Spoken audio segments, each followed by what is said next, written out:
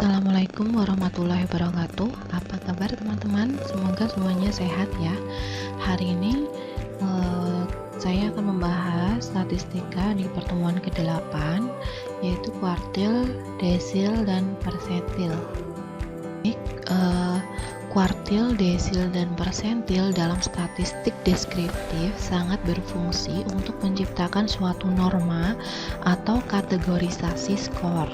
Norma atau kategorisasi tersebut bisa digunakan untuk menentukan status variasi skor dalam suatu distribusi, baik skor tanda yang statusnya sangat istimewa, sangat baik, ataupun sedang baik, maupun kurang baik, dan seterusnya. Penentuan berapa jumlah kategorisasi untuk menentukan status kelompok skor tersebut bersifat fleksibel, tergantung pada kebutuhan dan alasan tertentu dari penggunanya.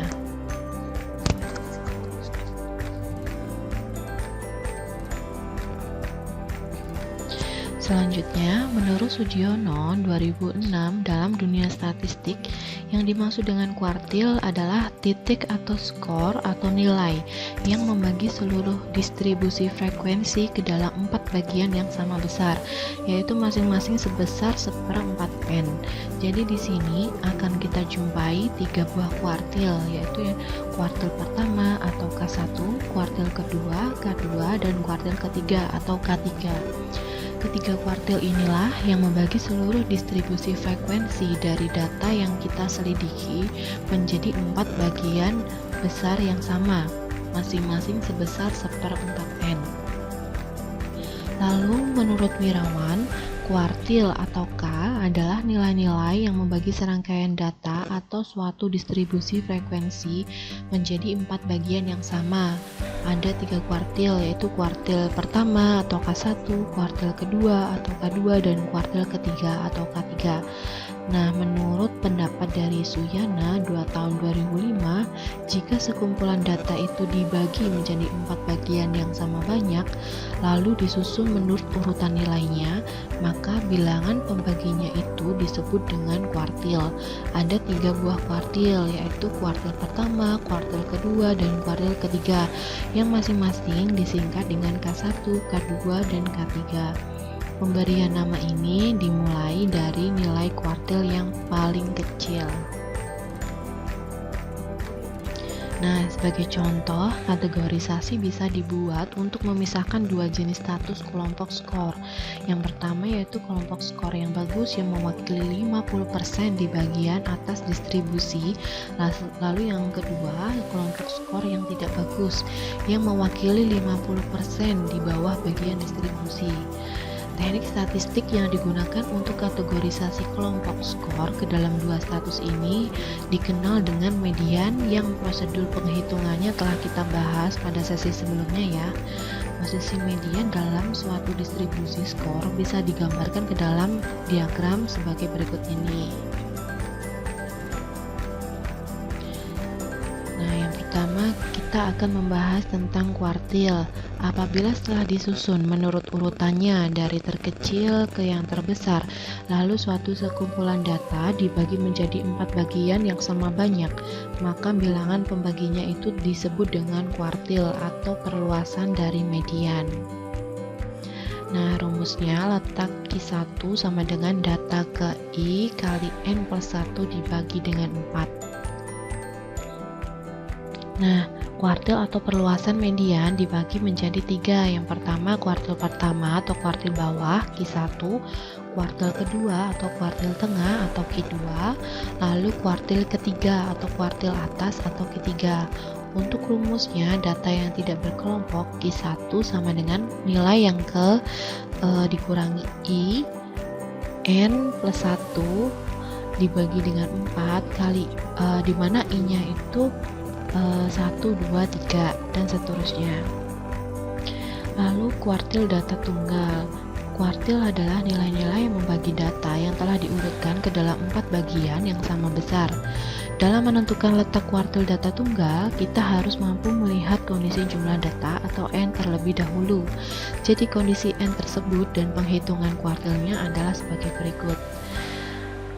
Untuk data yang berkelompok, Untuk rumusnya, Q1 sama dengan L0 atau batas bawah kelas kuartil ditambah dengan C. C adalah lebar kelas, dikali dengan I, N, itu adalah jumlah datanya dibagi dengan 4, dikurangi dengan F besar atau jumlah frekuensi semua kelas sebelum kelas kuartil KI, lalu dibagi dengan F kecil, maksudnya di sini ada frekuensi kelas kuartil KI. Nah, I-nya itu adalah 1, 2, 3 dan seterusnya. Lalu untuk ukuran letak data berkelompok kuartil, jika pada distribusi data bergolong B merupakan tepi bawah kelas kuartil KI, L adalah luas kelas, sedangkan F besar adalah jumlah frekuensi sebelum kelas kuartil KI, F kecil adalah frekuensi kelas kuartil KI, dan N adalah banyaknya data, maka kuartil KI didefinisikan sebagai rumus berikut ini. Selanjutnya, yang kedua, kita akan membahas tentang desil. Desil sendiri adalah jika suatu kumpulan data yang telah disusun urutannya dari data terkecil sampai data yang terbesar lalu dibagi menjadi 10 bagian yang sama, maka tiap pembaginya itu disebut dengan desil. Nah, rumusnya adalah DI sama dengan data ke I kali N plus 1 dibagi dengan 10. Jika pada distribusi data bergolong B merupakan tepi bawah kelas desil KI, lalu L adalah luas kelas, F besar adalah jumlah frekuensi sebelum kelas desil KI, sedangkan F kecil adalah frekuensi kelas desil KI, dan N merupakan banyaknya data, maka desil KI dapat didefinisikan sebagai berikut ini.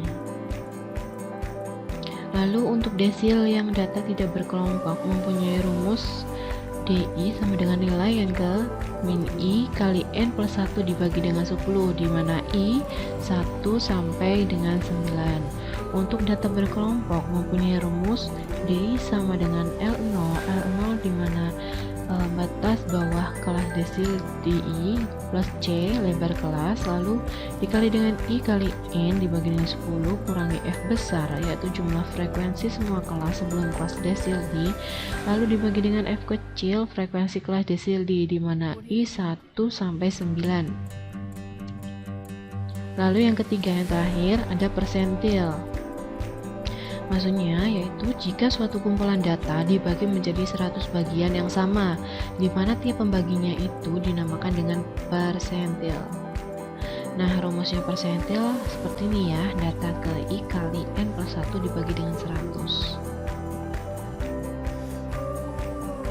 Jika pada distribusi data bergolong di mana B adalah tepi bawah kelas persentil KI, lalu L adalah luas kelas, lalu F besar adalah jumlah frekuensi sebelum kelas persentil KI, lalu F kecil adalah frekuensi kelas persentil KI, dan N-nya merupakan banyaknya data, maka persentil KI dapat didefinisikan dengan rumus berikut ini. Nah, jika sekelompok data dibagi menjadi 100 bagian sama banyak, maka akan terdapat 99 pembagi yang masing-masing disebut persentil atau P, yaitu P1, P2, P3 hingga P99, di mana nilai persentil KI yaitu P dihitung dengan rumus berikut ini. Nah, untuk data berkelompok, persentil mempunyai rumus sendiri ya. Rumusnya yaitu PI sama dengan L0, yaitu batas bawah kelas persentil P ditambah dengan C lebar kelas dikali dengan I kali N dibagi dengan 100 dikurangi F besar, yaitu jumlah frekuensi semua kelas sebelum kelas persentil P, lalu dibagi dengan F kecil frekuensi kelas persentil P, di mana I-nya 1 sampai 99.